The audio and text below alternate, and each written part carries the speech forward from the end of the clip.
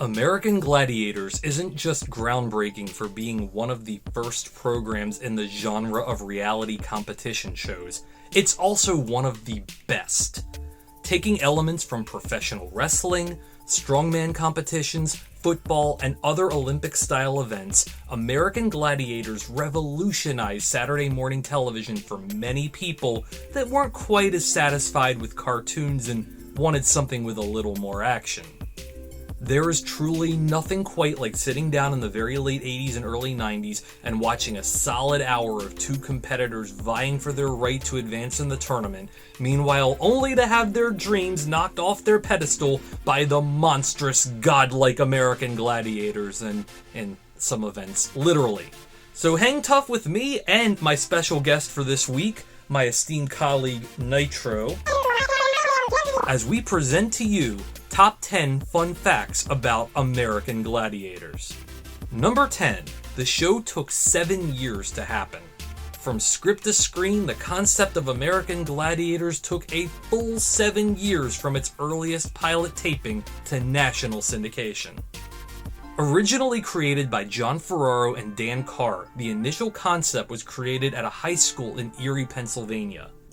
After being reworked into a movie script, the unscripted version was sold to the Samuel Goldwyn Company and finally made it to air on September 9th, 1989. This was a tough sell, possibly due to the unprovenness of the genre at that time.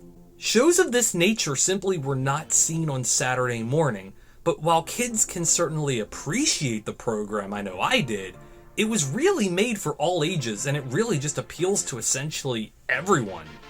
Number 9. The earliest episodes looked very different.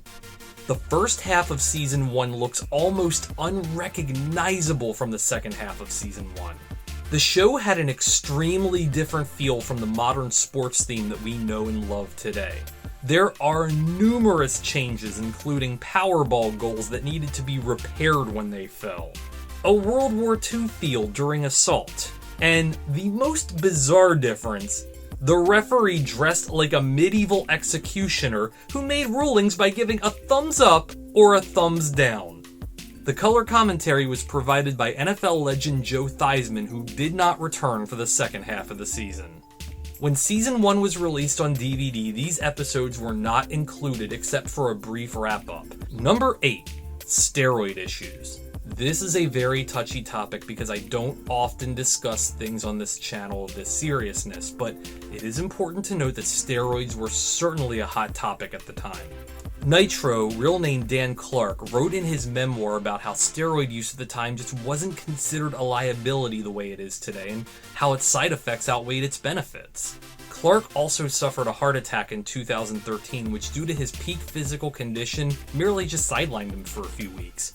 But others aren't quite so lucky.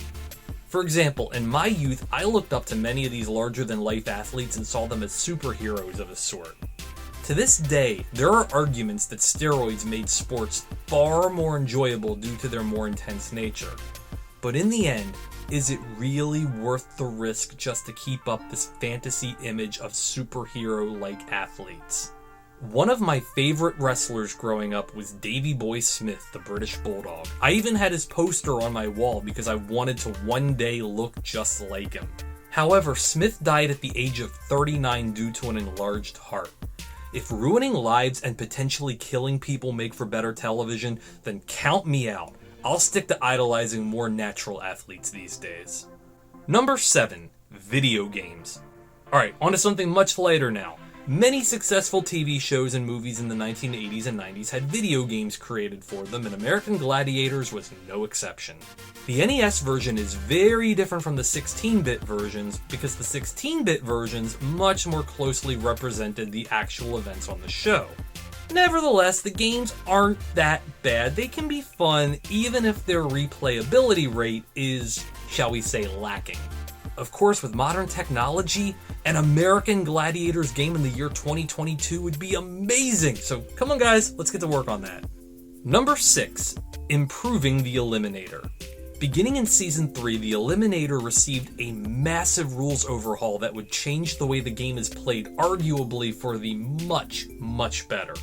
The Eliminator had always been a side-by-side competition for the contestants, but in the first 2 seasons, the event wasn't a race. Instead, it was scored. Season 3 turned the Eliminator into a race, seeing the leading contender get a head start, a half second for every point they were in the lead. Whoever crossed the finish line first won the event and moved on. And if you want proof of this, just look at the finish between Mark Ortega and Joseph Morrow.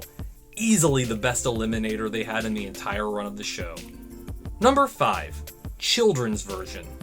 In 1994, a kids' version of American Gladiators called Gladiators 2000 premiered in syndication. This version was hosted by then 20-year-old Ryan Seacrest and co-hosted by future news personality Maria Sansone in Season 1 and actress Valerie Ray Miller in Season 2. The show featured several modified versions of the same events from the regular series, such as Pyramid and Assault, except this is the food pyramid, and the contenders are the ones shooting the balls at the gladiators who are dodging them. Also, the gladiators aren't really opponents, but rather coaches that work with the teams of contenders. The show was enjoyable, however, it only lasted 2 seasons and it was cancelled with the main program in 1996. Number 4. Revivals. In 2008, the show got the network treatment being revitalized on NBC, this time hosted by Hulk Hogan and Layla Ali.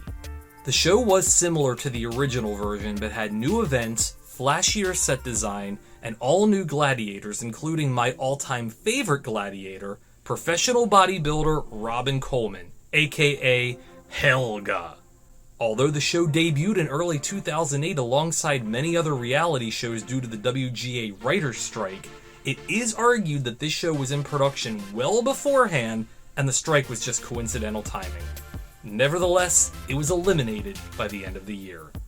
In 2018, it was said that a second revival of Gladiators was in the works. This version, which would involve original creator John Ferraro, would have had Seth Rogen and Evan Goldberg serve as executive producers. This 2018 revival was shopped around by MGM, but as of 2022, nothing's come of it yet. Number 3. The soundtrack. The heroic, energetic theme of American Gladiators is one of the most recognizable and catchiest theme songs of the era. The classic tune was created by Academy Award-winning composer Bill Conti. Along with his many TV themes and movie scores, Conti's most famous work is arguably the score to one of the greatest movie franchises of all time, Rocky. And seriously, if you don't get pumped up listening to the theme of this show, then you should probably check your soul because you might not have one. Number 2. 30 for 30. It was announced in April of 2021 that Gladiators was to be immortalized in a 30 for 30 documentary. The ESPN series 30 for 30 is set to feature a film directed by Ben Berman, director of the Amazing Jonathan documentary. This film is set to feature many of the original names involved with the production and really open up about the history of the show. However, for one reason or another, there is no release date and no further information has been released since the initial announcement. And the number 1 fun fact about American Gladiators, it was Mike Adamle's time to shine. Mike Adamle might be best known today for his less than stellar run as an announcer on WWE television in 2008.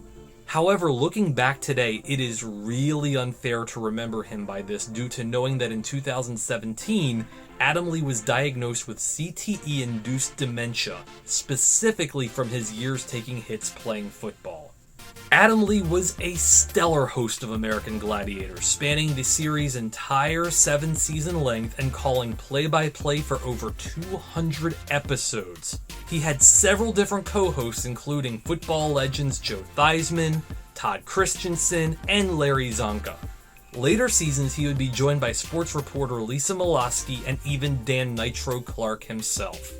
Adamle was truly one of the best on-air personalities of this era, and American Gladiators just wouldn't even be a quarter as entertaining if it wasn't for his play-by-play commentary. Before I leave, my colleague Nitro has a few things to say, right Nitro? Well said, Nitro. Well said.